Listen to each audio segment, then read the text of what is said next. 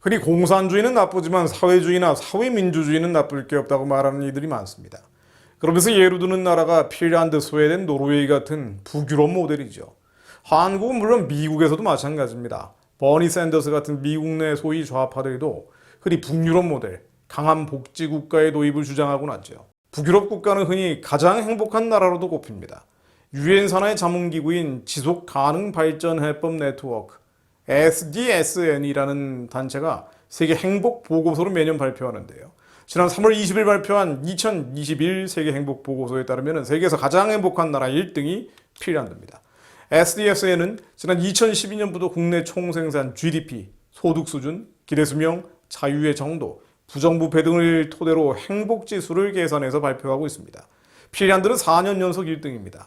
2021년 통계에 따르면 아이슬란드가 2등, 덴마크 3등, 스위스 4등, 네덜란드 5등, 스웨덴 6등, 독일 7등, 노르웨이 8등 순으로 나옵니다.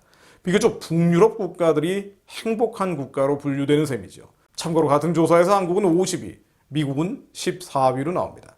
물론 행복이라는 것은 주관적 평가의 측면이 강하고요.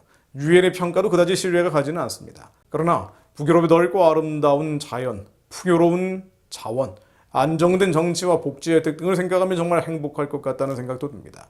실제로 북유럽 국가들은 1인당 GDP, 즉 국민의 실질적인 소득이 가장 높은 나라들이기도 하죠. 그러다 보니 한국에서도 북유럽 모델은 좌파 우파 간의 뜨거운 감자 같은 주제입니다. 즉 좌파 쪽에서는 북유럽 모델이 공산주의는 아니지만 사회주의, 사회민주주의이기 때문에 한국도 더 많은 좌파 정책들을 만들어야 한다고 주장을 합니다. 반면에 자유주의 경제학자 등 우파 전문가 집단은 북유럽 국가가 복지 정책이 발달해 있는 것은 맞지만 경제 자체가 한국과 비교가 안 될 정도로 자본주의 경제, 즉 시장 경제임을 강조하면서 더 유연한 시장 경제 정책들을 펴야 한다고 말을 합니다. 실제로 북유럽 국가에서는 한국 같은 강성 노조는 상상할 수 없는 일이죠. 기업의 해고도 자유롭습니다. 정부의 규제와 개입도 매우 적죠. 복지 정책도 80년대까지는 독한 세금을 때리고 강한 복지를 펴면서 사회주의 뺨칠 정도의 정책도 폈지만은요. 레이건, 대처 등이 등장한 이후에는 이들 나라들도 사회주의 성향 정책들을 철회하고 있습니다. 요컨대 돈도 없이 선거철에 퍼주고 퍼붓는 그리스나 중남미, 그리고 지금 한국 같은 포퓰리즘과 다르게요. 나라가 잘 살다 보니 복지에 돈을 많이 썼던 시절이 있었던 겁니다. 지금은 굉장히 자유주의 정책으로 바뀌었죠. 어쨌든 북한이나 미얀마 등 지상의 지옥인 세계 곳곳에 비하면 북유럽 국가가 살만한 곳인 것은 분명해 보입니다. 그런데 이들 나라들이 그동안 행복한 나라를 만들어낸 비결은 실은 좌파적 사회주의나 우파적 자본주의라는 체제 문제 이전에 정신적인 것이었습니다. 즉 기독교입니다. 노르웨이, 핀란드, 스웨덴 모두 2000년대 초반까지만 해도 기독교 루터파가 국민의 90% 이상을 차지해온 곳이죠. 선교도 많이 했고요. 기독교 문화가 뿌리 깊이 배어 있어서 대륙에서 몰려드는 사회주의 공격에도 버텨냈고 자본주의는 맘모니즘, 물신 숭배로 흐르지 않았습니다. 지상의 체제라는 것이 다 불완전한 것이지만 적어도 무엇이 더 성경적이냐는 질문에 대해서는 자본주의가 사회주의보다는 더 성경적이라고 밖에 볼 수 없는데요. 그러나 자본주의도 반드시 기독교라는 정신적 요소가 있어야 성경적으로 유지가 됩니다. 바로 사랑, 자비, 긍휼의 마음입니다. 죽어가는 자, 약한 자, 눌린 자에 대한 연민입니다. 자본주의라는 보이지 않는 손을 돌아가게 하는 연료가 바로 십자가입니다. 이런 면에서 기독교는 지상의 경제를 경멸 또는 저주하면서 사탄의 세상을 자초해버리는 다른 종교와는 다릅니다. 또 십자가의 희생, 헌신, 쉽게 말해서 남을 돕지 않는 자본주의는 흉측해질 수밖에 없습니다. 중요한 것이 바로 정신적 요소, 기독교적 요소라는 것이죠. 마찬가지로 이런 기독교 정신이 없거나 약하면요, 자본주의는 타락해서 결국 사회주의 공격 앞에 무너져버리고 지상 지옥이 펼쳐지곤 했습니다. 많은 아시아의 국가들, 중남미 국가들처럼 말입니다. 막스 베버는 자본주의 정신이라는 표현을 쓰면서 이 기독교 정신의 한 단면을 지적한 바 있는데요. 북유럽 국가는 바로 이 기독교 정신이 있었기 때문에 사회주의로 가지도 않았고 건강한 자본주의를 유지한 것입니다. 그런데 이 북유럽 국가들도 21세기 들어서면서 다른 유럽 국가들처럼 기독교 정신이 급격히 약해지기 시작하죠. 인터넷을 뒤져보면요, 노르웨이, 핀란드, 스웨덴이 아직도 80% 정도대의 기독교인을 유지하고 있다는 기사들이 나오지만 실제는 신을 인정하는 수준이지 한국이나 미국인처럼 열심히 교회를 나가는 이들이 아닙니다. 필 주커먼의 종교 없는 삶이라는 책을 보면은요, 이들 국가의 무종교 비율은 국민의 절반 정도로 분석돼서 나옵니다.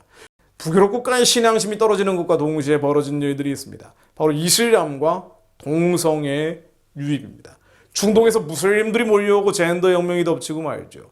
노르웨이, 스웨덴은 이미 2009년 동성결혼을 허용하고 핀란드도 2014년 여기 가세하죠. 당연히 차별금지법 같은 젠더 입법들과 젠더 교육이 등장합니다. 20세기 마크시즘의 공격에는 버텼지만 21세기 네오마크시즘에는 허무하게 무너지기 시작한 겁니다. 최근에는 핀란드의 전 기독교 민주당 의장이 결혼과 성에 대한 성경적인 견해를 밝혔다는 이유로 기소되기도 했습니다. 영국 크리스천 투데이 보도에 따르면 지난달 30일 핀란드 검찰은 페이비 레서넨이라고 불리는 핀란드 전 내무장관을 2년간 수사한 결과 2004년에 발간한 성경과 성에 대한 책자와 2018년에 출연한 TV쇼에서의 발언, 그리고 2019년 트위터에 올린 글 등 3건의 증거를 근거로 그를 기소했다고 합니다. 2019년 레서넨의 혐의 내용은 자신이 출석하는 핀란드 루터교회가 LGBTQ에 대한 프라이드 페스티벌에 참여한 것을 비판하는 내용을 트위터에 올린 것입니다. 3건의 혐의가 유죄로 인정될 경우에는 벌금형 또는 최대 2년의 징역형을 받게 된다고 하고요. 혐오로 간주되는 모든 컨텐츠는 차단된다고 합니다. 레서너는 나의 종교적 신념을 표명하는 것이 투옥을 의미한다는 것을 받아들일 수 없다면서 반발하고 있고요. 레서너를 지지하는 미국의 자유수호연맹이라는 단체의 폴 컬먼 이사는 이번 기소에 대해서 공포와 검열의 문화라고 비판하면서 이런 사건이 유럽 전역에서 너무 흔하게 벌어지고 있는 것은 심각한 일이라고 밝혔습니다. 아마도 한국과 미국의 사회주의자들은 젠더 입법과 젠더 교육을 더 강화해서 북유럽 국가처럼 여전히 잘 살고 여전히 행복한 나라로 가야 한다고 강변할지도 모릅니다. 그러나 저런 식으로 성경적 가치가 짓밟히기 시작하면 어느 순간 계시록의 적그리스도가 등장해도 칼체를 보내게 될지도 모르죠. 나아가서 지상의 기쁨 위에서는 오른손과 이마에 표를 자청하게 될 수도 있습니다. 이 모든 것이 예수님 오실 날이 멀지 않았음을 보여주는 사건들입니다. 전 세계 남아있는 자들, 한민족 교회인 우리는 더 깨어 기도하며 주님의 민족적 부르심, 하나님의 선하고 기쁘고 온전하신 뜻을 이루어달라고 더 기도해야 할 것입니다. 하루속히 북한의 노예 동족을 구원해 주시고 중국의 공산체제 아래서 신음하는 기독교인들이 자유케 돼서 땅끝까지 주님의 증인이 될 수 있도록 말입니다. 하나님, 주의하라, 깨어있으라, 그때가 언제인지 알지 못함이라는 주님 말씀처럼 저희로 항상 깨어 죽기 살기로 기도하며 시험에 되지 않게 하시고 거짓과 속임수의 미혹에 빠지지 않게 하옵소서. 한국이 핀란드 같은 나라가 되고 안 되고의 문제가 아니라 교회가 온전히 살아있느냐 아니면 영적으로 죽어버리느냐의 문제임을 한국의 그리스도인들이 깨닫게 하옵소서. 그러므로 우리는 다른 이들과 같이 자지 말고 오직 깨어 정신을 차릴지라. 자는 자들은 밤에 취하고 취하는 자들은 밤에 취하되 우리는 낮에 속하였으니 정신을 차리고 믿음과 사랑의 오심경을 붙이고 구원의 소망의 투구를 쓰자는 이 말씀대로 살게 하옵소서. 우리는 낮에 속하였으니 정신을 차리고 믿음과 사랑의 호심경을 붙이고 구원의 소망의 투구를 쓰게 하옵소서. 예수 그리스도 이름으로 기도합니다. 아멘.